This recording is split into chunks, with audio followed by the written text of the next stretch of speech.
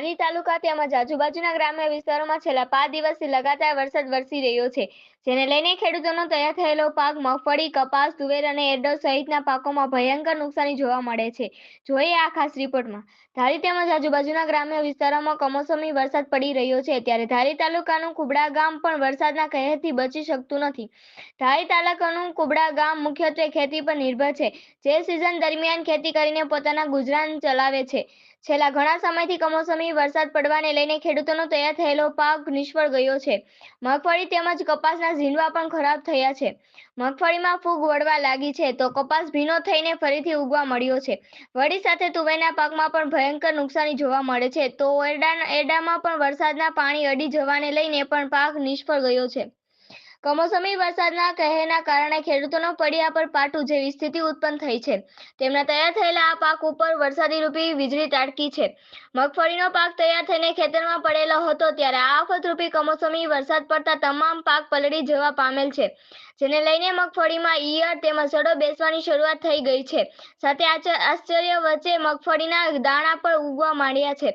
હવે ખેડૂતોનો મુખ્ય પ્રશ્ન છે કે હવે આ એમનો એ જ મગફળીનો તૈયાર થયેલો પાક કોણ ખરીદે અને કેવી રીતે તેની મહેનતની ઉપજ મેળવી શકે. વળી કપાસમાં પાણી લાગવાની લઈને કપાસમાં ઝીંડવા ફરીથી ઉગવા લાગ્યા છે. જગતનો તાત કહેવાતો ખેડૂતો પોતાના અસ્તિત્વને ટકાવી રાખવા માટે લડાઈ લડી રહ્યો છે, ત્યારે કુદરત પણ રૂઠી હોય તેવી રીતના બદલો લઈ રહી છે.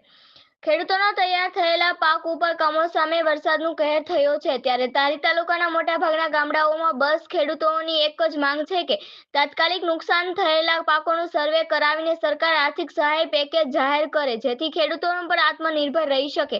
ખેડૂતોએ પોતાની વ્યથામાં જણાવ્યું હતું કે આ દિવસ દૂર નથી કે જગતમાં માટે અનાજ પાકવતો ખેડૂત ખુદ એક જ દિવસ નામશેષ થઈ જશે અને ખેતી માત્ર ઇતિહાસમાં જ જોવા મળશે. અત્રે ઉલ્લેખનીય છે કે છેલ્લા ઘણા સમયથી કમોસમી વરસાદ મોટાભાગના એરિયાઓમાં પડી રહ્યો છે, ત્યારે માત્ર ખેતી કરીને પોતાના ગુજરાન ચલાવતો ખેડૂત પોતાના ઉપર માટી દશા બેસી હોય તેવી લાગી રહ્યો છે. રિપોર્ટર હુસેન સંઘાર, ધારી.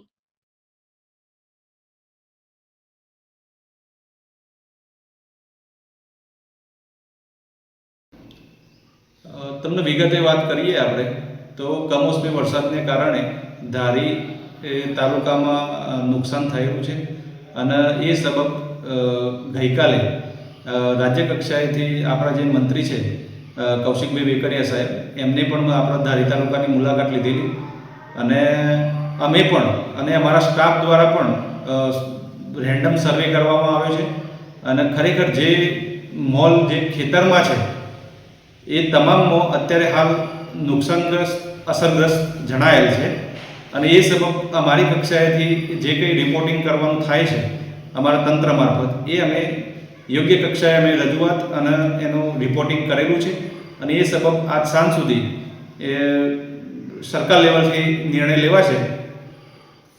સાહેબ, જે કંઈ સહાય અથવા આર્થિક જે પેકેજ આપે છે તો એમાં સાહેબ કોઈ હેક્ટરનો કોઈ નક્કી કરેલો દર હોય છે કે કેવી રીતના સાહેબ સહાય મળે?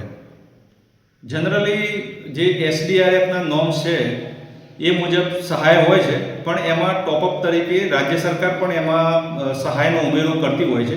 હવે એ કેટલો ઉમેરો એ જ્યારે સરકાર પેકેજ બહાર પાડશે ત્યારે એના જે ઠરાવ થતા હોય છે એ મુજબ જે કંઈ સહાય ચૂકવવાની થશે એ સહાય ચૂકવવામાં આવશે અને એમાં મેક્સિમમ આપણે 2 હેક્ટર જેટલી જમીનની મર્યાદા હોય છે.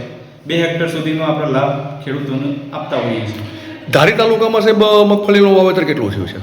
ધારી તાલુકામાં વાત કરીએ તો આપણે ચાલુ જે સિઝન હતી એ દરમિયાન 40,000 હેક્ટર જેટલા મોટા પ્રમાણમાં આપણો વાવેતર વિસ્તાર છે માંડવીનો અને એમાંથી અને બીજું કપાસ આપણો મુખ્ય પાક છે એ 21,000 હેક્ટર જેવું એનું વાવેતર થયું છે. સર, આપના રિપોર્ટિંગના આધારે ગવર્મેન્ટ નક્કી કરશે કે ભાઈ કેવી રીતના સહાય ચૂકવવી? હા, અમારો એ જે સિસ્ટમ હોય છે એ પ્રમાણે અમે જે રિપોર્ટિંગ કરવા નીચેથી ગામડા લેવલથી ગ્રામ સેવક, વિસ્તરણ અધિકારી અને એ પ્રમાણે આગળ જિલ્લા ખેતીવાડી અધિકારી અમે રિપોર્ટ રજૂ કરતા હોય છે અને એ સરકારશ્રીમાં એ રજૂ કરતા હોય છે. સાહેબ, આપનો હોદ્દો ને નામ? KB પટેલ, મદદનીશ ખેતી નિયામક, વિસ્તરણ, પેટા વિભાગ, ધારી. મારું નામ સુરેશ સુખડિયા છે. મારું ગામ કુબડા છે. કુબડા ગામનો એક જાગૃત ખેડૂત છું. વર્તમાન સમયની અંદર આ ખેડૂતની જે સિંગ છે મગફળી, કમોસમી વરસાદને કારણે પુષ્કળ નુકસાન થયું. છેલ્લા 5 દિવસથી યાની કે સતત 25 તારીખથી વરસાદ પડે છે. પાથરા પતી ગયા છે, સિંગ ઉગી ગઈ છે અને ઢોર ખાય એવો પાલો નથી રહ્યો અને ખેડૂતના હાથમાં સિંગના ડોડવા આવે એવી પરિસ્થિતિ નથી રહી. જેથી કરીને સરકાર આનું તાત્કાલિક સર્વે કરાવી અને યોગ્ય વળતર મળે એવી સરકાર પાસે અમારે ખેડૂતોની અપેક્ષા છે.